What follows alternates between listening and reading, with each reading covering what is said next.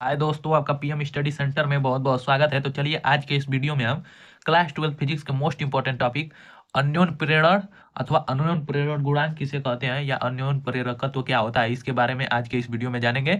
जो कि board exam की दृष्टि से बहुत ही मोस्ट इंपॉर्टेंट टॉपिक है तथा यह बोर्ड एग्जाम में 5 अंक में पूछा जाता है। तो चलिए आज के इस वीडियो को हम शुरू करते हैं। अन्योन प्रेरण। अन्योन प्रेरण का मतलब म्यूचुअल इंडक्शन। अन्योन प्रेरण क्या होता है? तो अन्योन प्रेरण दो कुंडलियों पर लागू होता है। तो यदि हम कुंडली पी तथा कुंडली क्यू को एक दूसरे के समीप रखें तथा कुंडली पी में कुंडली पी को बैटरी से जोड़कर इसमें एक धारा नियंत्रक कुंजी को लगाकर जब इसमें धारा प्रवाहित करते हैं तो पहले कुंडली में धारा प्रवाहित होने के कारण दूसरी कुंडली में एक प्रेरित धारा उत्पन्न हो जाता है, जिसके कारण यह कुंडली प्रेरित हो जाती है। यदि पहले कुंडली में धारा के मान को बढ़ाया जाए, घटाया जाए या बंद किया जाए तो इसके बद्ध चुंबकीय फ्लक्स में परिवर्तन होता है, जिसके कारण कुंडली क्यू में एक प्रेरित धारा तथा प्रेरित विद्युत वाहक बल उत्पन्न होता है, जिसे अन्योन प्रेरण कहते हैं। अर्थात जब हम इसमें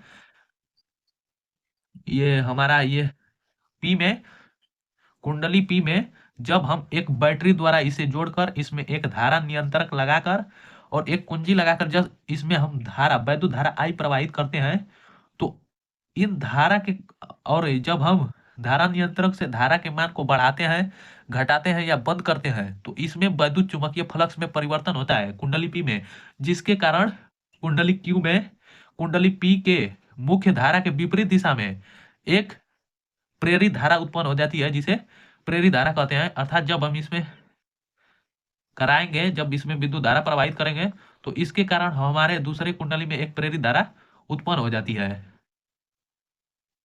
तो ये दूसरा फिगर भी बनाया गया है जिसमें कुंडली पी तथा कुंडली क्यू है और कुंडली पी में विद्युत धारा प्रवाहित किया जाता है। तो ये हमारा विद्युत धारा की दिशा ऊपर की ओर है, जबकि द्वितीय कुंडली क्यू में हमारा धारा की दिशा नीचे की ओर है। अतः कह सकते हैं कि जब एक कुंडली में विद्युत धारा प्रवाहित करते हैं तो दूसरे कुंडली में मुख्य धारा आई के विपरीत दिशा में एक प्रेरित विद्युत धारा उत्पन्न हो जाती है, जो अन्योन प्रेरण गुणांक के कारण होती है, जिसे अन्योन प्रेरण गुणांक अन्योन प्रेरण कहते हैं। अर्थात जो जो जैसे जैसे फिगर बनाए हैं वैसे वैसे ही नीचे लिखना है। तो चलिए यहाँ पर लिखे हुए हैं, इसे पढ़कर समझ लेते हैं। यदि दो पास पास रखी कुंडलियों में से किसी एक कुंडली में धारा प्रवाहित की जाए अथवा धारा के मान में परिवर्तन की जाए अथवा धारा को बंद किया जाए तो द्वितीय कुंडली में चुंबकीय फ्लक्स में परिवर्तन होता है। यदि दो पास रखी कुंडलियों में से किसी एक कुंडली में धारा प्रवाहित की जाए अथवा धारा के मान में परिवर्तन की जाए अथवा धारा को बंद किया जाए अथवा धारा को चालू किया जाए तो उसमें द्वितीय कुंडली में चुंबकीय फ्लक्स में परिवर्तन होता है, जिसके कारण द्वितीय कुंडली में एक प्रेरित धारा प्रवाहित होने लगती है और इस प्रकार विद्युत चुंबकीय प्रेरण की इस घटना को अन्योन प्रेरण कहते हैं। अब इसके दो नोट हैं, नियम है। तो पहला हमारा नोट रहा कि यदि मुख्य धारा का मान बढ़ाया जाता है तो द्वितीय कुंडली में प्रेरित धारा की दिशा मुख्य धारा के विपरीत दिशा में होती है। कि यदि जब हम कुंडली में धारा के मान को बढ़ाएंगे तो ये द्वितीय कुंडली में जो प्रेरित धारा की दिशा होगी वह मुख्य धारा के विपरीत में होगी, विपरीत दिशा में होगी। और दूसरा नोट हमारा यह कहता है कि यदि मुख्य धारा को बंद कर दिया जाए तो प्रेरित धारा की दिशा मुख्य धारा की दिशा में प्रवाहित होने लगती है, क्योंकि प्रेरित धारा मुख्य धारा के घटने का भी विरोध करती है। इसका कहने का अर्थ यह है कि जब हम धारा के मान को घटाते हैं या पूर्णतः बंद कर देते हैं तो प्रेरित धारा की दिशा मुख्य धारा की दिशा में प्रवाहित होने लगती है, क्योंकि प्रेरित धारा जो होती है वो मुख्य धारा के घटने का भी विरोध करती है। तो इतना हमारा अन्योन प्रेरण किसे कहते हैं, अन्योन प्रेरण क्या होता है तथा अन्योन प्रेरण की घटना क्या होती है, तो इतना जाने हैं। अब चलिए अन्योन प्रेरण गुणांक तथा अन्योन प्रेरकत्व की परिभाषा तथा उनके फॉर्मूले और उनके मात्रक को जानते हैं। अन्योन प्रेरण गुणांक या अन्योन प्रेरकत्व, तो इसमें जैसे जैसे बनाए हैं वैसे वैसे लिखना है। माना पहली कुंडली में प्रवाहित धारा I1 और द्वितीय कुंडली में फेरों की संख्या N2 तथा बद्ध चुंबकीय फ्लक्स φV2 हो तो द्वितीय कुंडली में फ्लक्स ग्रंथिकाओं की संख्या N2 φV2। अर्थात यह कहा गया है कि पहली कुंडली में प्रवाहित धारा I1 और द्वितीय कुंडली में फेरों की संख्या N2 तथा बद्ध चुंबकीय फ्लक्स φ2 हो तो द्वितीय कुंडली में फ्लक्स ग्रंथिकाओं की संख्या, अर्थात फ्लक्स ग्रंथिकाओं की संख्या मतलब कुंडली में जितने फेरे हैं उनकी संख्या तथा एक कुंडली में कितना वैद्युत फ्लक्स परिवर्तन हो रहा है उन दोनों का गुणनफल कर देंगे तो कुंडली में कुल फ्लक्स ग्रंथिकाओं की संख्या निकल जाएगा। अब प्राथमिक कुंडली में प्रवाहित धारा I1 के अनुक्रमानुपाती होती है, अर्थात जो अन्योन्य प्रेरण गुणांक होता है वह द्वितीय कुंडली में फ्लक्स ग्रंथिकाओं की संख्या तथा प्राथमिक कुंडली में प्रवाहित धारा I के अनुक्रमानुपाती होता है। अर्थात इस कथन के अनुसार हमारा हो जाएगा, अर्थात अर्थात ये जो कथन का है उसके अनुसार जो फ्लक्स ग्रंथिकाओं की संख्या है वो धारा I1 के अनुक्रमानुपाती हो जाएगी। अर्थात हमारा N2 5V2 है, जो 5V2 वो अनुक्रमानुपाती I1 के हो जाएगा। और हम जानते हैं कि जब कोई अनुक्रमानुपाती होता है और अनुक्रमानुपाती का चिन्ह हटता है तो उसके स्थान पर एक अनुक्रमानुपातिक नियतांक आता है। तो जब अनुक्रमानुपातिक के चिन्ह को हटाएंगे 5V2 बराबर का जब चिन्ह लगाएंगे तो उसके स्थान पर एक अनुक्रमानुपातिक नियतांक आएगा जिसका नाम है यम। यम ही हमारा अन्योन्य प्रेरण गुणांक है।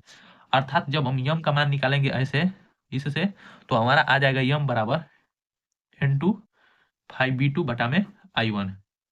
अर्थात जहां यम एक अनुक्रमानुपातिक नियतांक है जिसे कुंडली के बीच अन्योन्य प्रेरण गुणांक कहते हैं।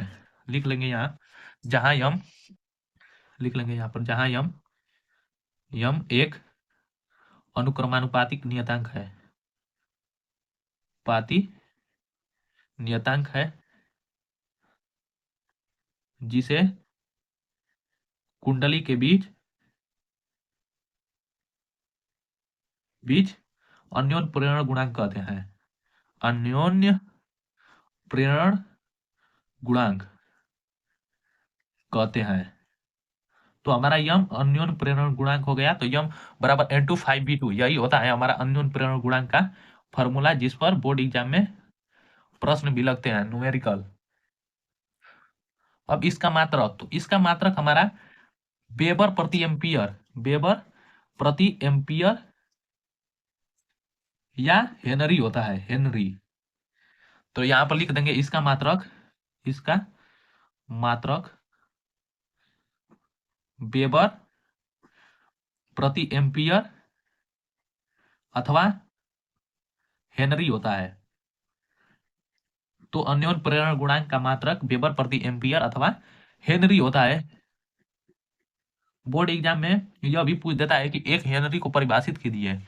तो यहाँ पर हमारा इसका मात्रक वेबर प्रति एम्पियर अथवा हेनरी हो गया। अब यदि द्वितीय कुंडली में प्रवाहित धारा I1 बराबर 1 एम्पियर हो तो हमारा हो जाएगा, यदि धारा, यहाँ पर लिख देंगे यदि दूसरी कुंडली में धारा 1 एम्पियर प्रवाहित हो तो, यदि द्वितीय कुंडली में धारा 1 एम्पियर प्रवाहित हो तो 1 एम्पियर अगर विद्युत धारा प्रवाहित होगी द्वितीय कुंडली में तो यहाँ पर I1 का मान हमारा 1 एम्पियर हो जाएगा। तो I1 बराबर हमारा 1 एम्पियर। अब इसमें मान रख देंगे तो हमारा यम बराबर आ जाएगा, यम बराबर N2 5V2 यह हमारा N2 5V2 तब होगा जब द्वितीय कुंडली में धारा 1 एम्पियर प्रवाहित होगी। तो अतः दोनों कुंडलियों के बीच अन्योन्य प्रेरण गुणांक किसी एक कुंडली के फ्लक्स ग्रंथिकाओं की संख्या के बराबर होता है, जबकि दूसरी कुंडली में जब विद्युत धारा I1 1 एम्पियर प्रवाहित होगी तब। अर्थात जब कह सकते हैं कि जब दूसरी कुंडली में धारा I1 1 एम्पियर की धारा प्रवाहित होगी तो द्वितीय दोनों कुंडलियों के बीच का अन्योन्य प्रेरण गुणांक किसी एक कुंडली के फ्लक्स ग्रंथिकाओं की संख्या के बराबर होता है। अर्थात अतः दोनों कुंडलियों के बीच का अन्योन्य प्रेरण गुणांक किसी एक कुंडली के फ्लक्स ग्रंथिकाओं की संख्या के बराबर होता है, जबकि दूसरी कुंडली में 1 एम्पियर की धारा प्रवाहित हो। तो उतना बराबर हमारा फॉर्मूला यम बराबर N2 5V2 होगा। तो अब हम अन्योन्य प्रेरण गुणांक का फार्मूला विद्युत वाहक बल, प्रेरित विद्युत वाहक बल के पदों में ज्ञात करेंगे। तो चलिए, तो हमारा यहाँ पर एक नोट है पहला कि द्वितीय कुंडली में प्रेरित विद्युत वाहक बल E2 हो तो E2 बराबर हमारा हो जाएगा प्रेरित विद्युत वाहक बल माइनस N2 अब 5V2 बटा के डेल T, इतना हो जाएगा। फार्मूला होता है विद्युत वाहक बल बराबर, इसका फार्मूला होता है कि किसी निश्चित समय अंतराल में किसी कुंडली या से गुजरने वाले बंद वैद्युत चुंबकीय फ्लक्स की संख्याओं को विद्युत वाहक बल कहते हैं। तो ये हमारा इतना हो जाएगा। तो अब हम इसमें से यहाँ पर N2 डेल 5V2 होगा, तो यहाँ पर से डेल हम सबसे पहले बाहर निकालेंगे, क्योंकि यदि डेल्टा T समय अंतराल में गुजरने वाली चुंबकीय flux delta five E two हो तो इतना फार्मूला होता है E2 बराबर। तो हमारा अगला स्टेप E2 बराबर हो जाएगा माइनस डेल को आगे लाएंगे N2 और 5V2 अब बटा के हमारा डेल्टा टी। इसलिए आगे लिया है डेल्टा टी को कि हम अभी अन्योन्य प्रेरण गुणांक के फार्मूला से हम जानते हैं कि हमारा N2 5V2 जो कुंडली में बद्ध चुंबकीय फ्लक्स ग्रंथिकाओं की संख्या होती है और इनका गुणनफल हमारा यम आई के अनुकूल बराबर होता है। तो इससे हम N2 5V2 के स्थान पर हम यम आई रख देंगे तो हमारा हो जाएगा E2 बराबर माइनस डेल। इसके स्थान पर हम यम आई रखेंगे तो हमारा हो जाएगा यहाँ पर यम आई वन हो जाएगा और बटा के हमारा डेल्टा टी। तो यम आई वन हो जाएगा। तो इस प्रकार हम कह सकते हैं कि हमारा डेल्टा आई को आई के साथ भेज देंगे तो हमारा E2 बराबर हो जाएगा minus M del I one upon T.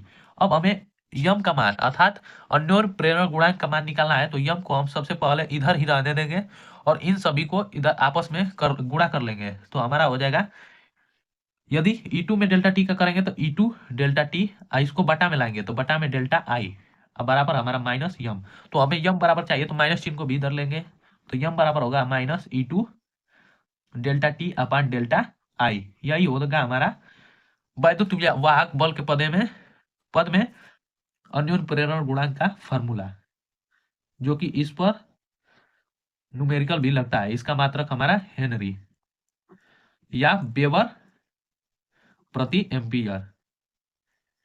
तो उम्मीद करता हूं दोस्तों कि आपको यह वीडियो बहुत ही पसंद आया होगा। यदि वीडियो पसंद आया होगा तो इसे ज़्यादा से ज़्यादा लाइक शेयर और चैनल को सब्सक्राइब कर ना भूलें। और यह मानकर चलिए कि आपका बोर्ड एग्जाम में इस वर्ष 5 अंक में यह अवश्य ही आएगा। तो वीडियो को पूरा लास्ट तक देखने के लिए बहुत बहुत धन्यवाद।